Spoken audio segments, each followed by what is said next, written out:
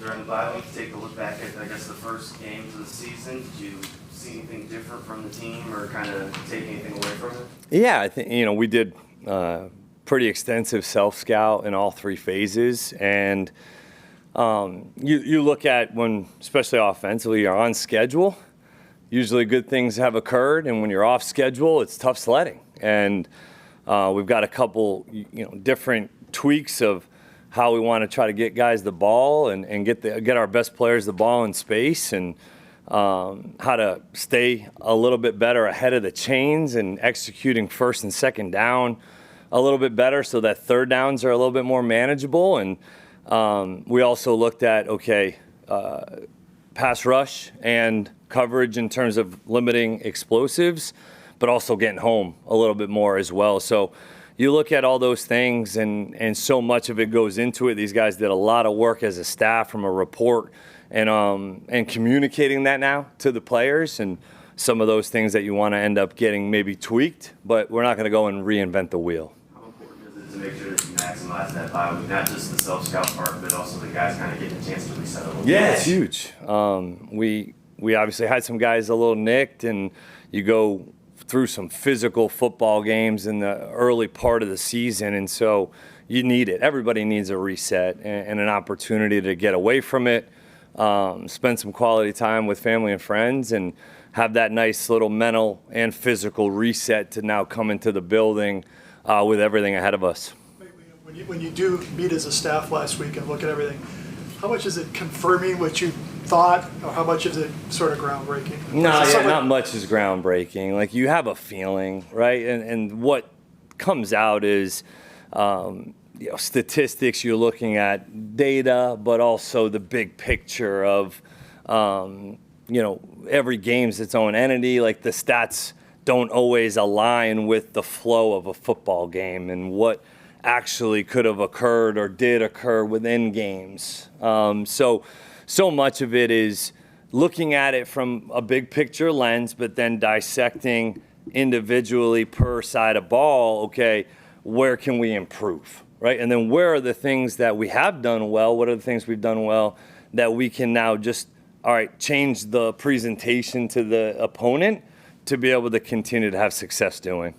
Do you have Go ahead, John. Did 7 games with Travis kind of give you the sample size you needed to see how maybe you wanted to look at his plan, tweak it, or whatever? Yeah, I think so. I think you look at the end of the last game against the Rams with he and Trevor building on a connection and making some plays towards the end of the game. Obviously, it was a little out of reach at the time, but you're still seeing competitive throws and catches in live action, which is something we've needed. So, you definitely look at how much more can he handle, how much more can we put him in a position to be successful on both offense and defense, and what does that look like? So it definitely gave us an opportunity as a staff to look at how we can continue to use him.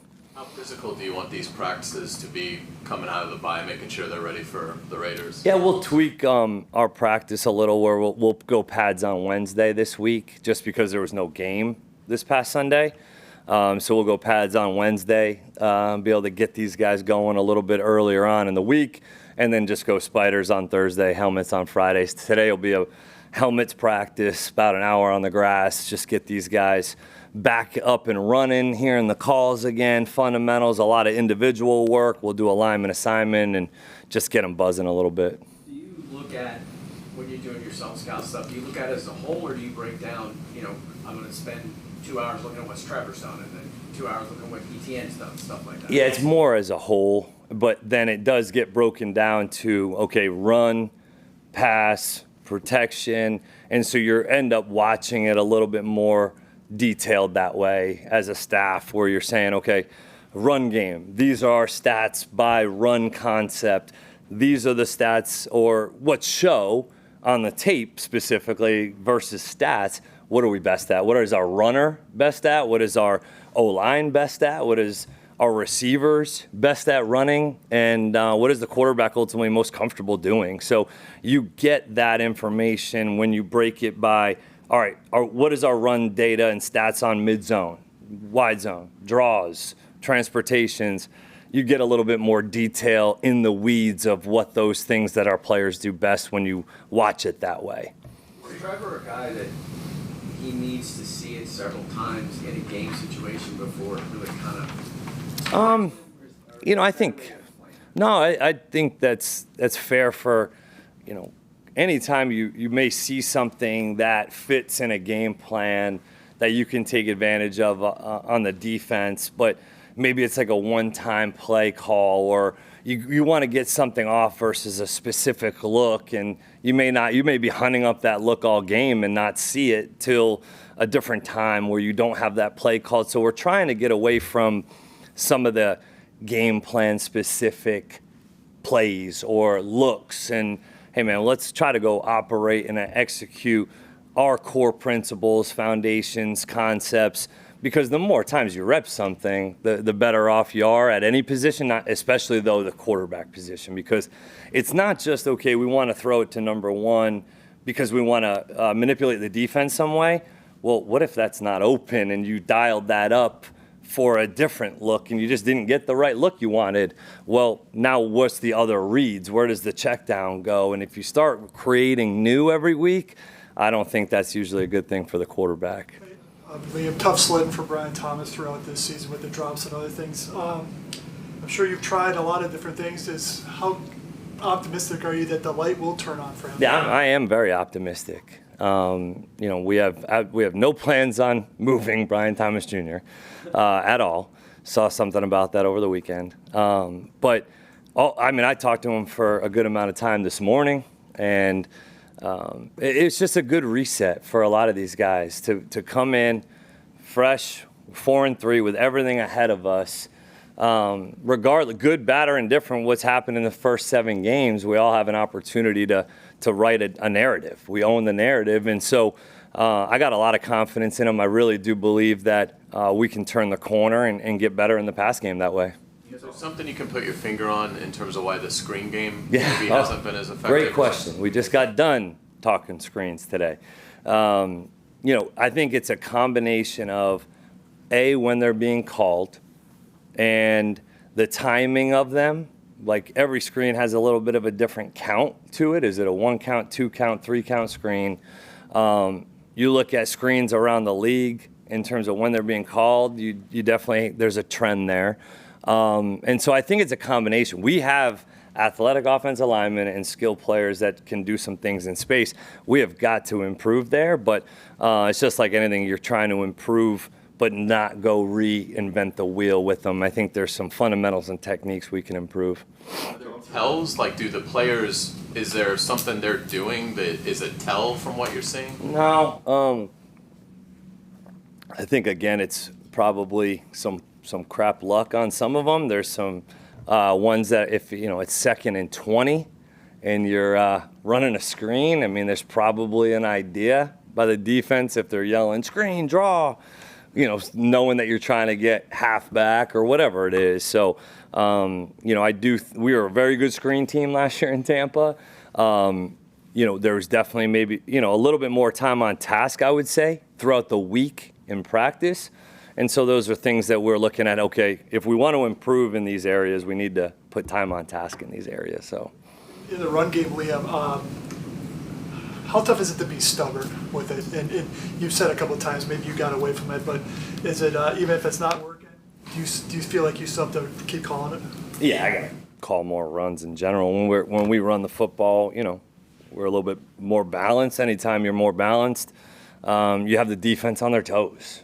So it's a matter of, like you said, winning 1st and 2nd down. You start drives and you have a run, you get a hold, and you're 1st and 20. Now, well, I'm probably not going to run it on first. Who knows? But you're trying to just look for the balance. And when you're able to run the football, you see around the league all day yesterday, points being scored. And, when you can run the ball and be effective running the football, it's something that we've got to get back to being able to do a little bit more. Talk about when you get the offense off to a quicker start. Is it a process for you as the play caller figuring out, what kind of plays guys need to see or feel early to get them settled in? Absolutely. We looked at that as well as, the starting fast element. And games that we've started fast on offense, we've been able to I don't want to say control the game, but just have a better feel early, gets our guys in a rhythm early, gets the quarterback confidence early. So we're looking at how can we kind of tweak, practice later in the week a little bit to say, all right, hey, these are the openers, guys, on Friday. Maybe get it to them a little bit early or whatever it is so that, hey, they have a little bit better idea of what's going to get called earlier in the game and try to get some of those things repped on Fridays. When you were a player, how much did you appreciate it when the coach said, have that play call, boy, did I screw that thing up? Yeah. And did that stick with you? It did. I thought when I was a player, Don Brown did it a lot as the head coach at UMass. He did a really nice job of just, we asked them to be accountable, right? The players, we want accountability from the players, not to say it's their fault. It's just because then we can fix it and move on. When you just say like, yeah, that was me, I got to fix that. And so then there's an openness now to learn and grow from the mistake, and everybody can learn from that mistake. You're not correcting the player, you're correcting the play. And ultimately everybody can learn something from that. And then I thought Sean did a nice job of it as well when I was in LA, in terms of like, yeah, there's a standard of execution that we hold and that we have and that everybody is held to, and we're no different as coaches. And so I just think that when you can put a little bit on yourself and show like, guys, like I gotta, this isn't good enough by me either, it continues to hold each other accountable. Has his knowledge of the scheme lead to a bigger role this week? Yeah, I think, like Campy talked about this morning, that Greg's getting more and more comfortable. He did have some really good matchups last week. He had, a couple balls caught on his way where he's maybe a little deep in his zone. But, man, when he's getting more and more comfortable, you saw him in man coverage a few times on Devontae and have some really good reps. So I think, you're starting to see a little bit more comfort level. He's very engaged in the meetings. Like the guy sits on the edge of his chair. He's looking right at you in the eyes. You can tell it's important to him. So got a lot of belief that'll continue to improve. How important is it for the defensive tackles to come out of the bye and give you a little bit more?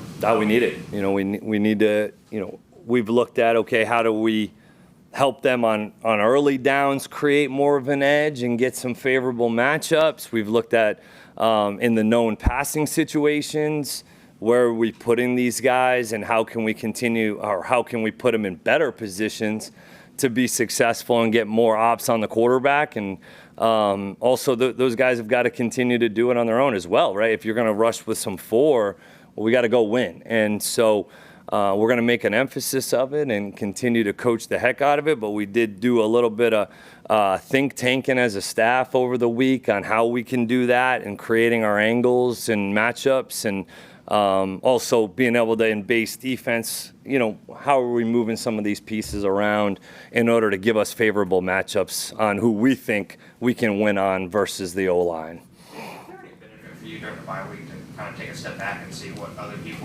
teams are kind of doing around the league? Oh, I watched every game of around the NFL last week, during the time off. And so, you're trying to look at teams that you're, I guess you could say, quote unquote, similar to in ways, but also taking a look around the league at other teams that maybe aren't using the similar system or the same system, and just see what trends are going around. And it's not just about that. It's like, all right, if you're playing a cover 3, right? We're going to see version of cover 3 almost weekly. Well, what concepts around the league are attacking that coverage, or cover 4 or cover 6? It's not like, all right, we want to steal what it's all right, what are good concepts that are continuing to show up around the league that attack people's core, principles and fundamentals and techniques? You said last watch every game around the league. You meant every game since week 1 or every game last week? Yeah, I just did the weeks, last week. I typically do that throughout the week, like Monday, Tuesday, try to get a little bit ahead of around the league tape. We do a great job, the video staff and our offensive assistants and defensive assistants will somewhat break down around the league. You know, we use PFF data to be able to, all right, let me just pull up all the explosive passes from this week around the league, explosive runs, red zone touchdowns, things like that help you sort it a little bit better. So you're not just sitting there like watching every play. So thank God for that, because I'd be lost. Coach, Thanks, guys.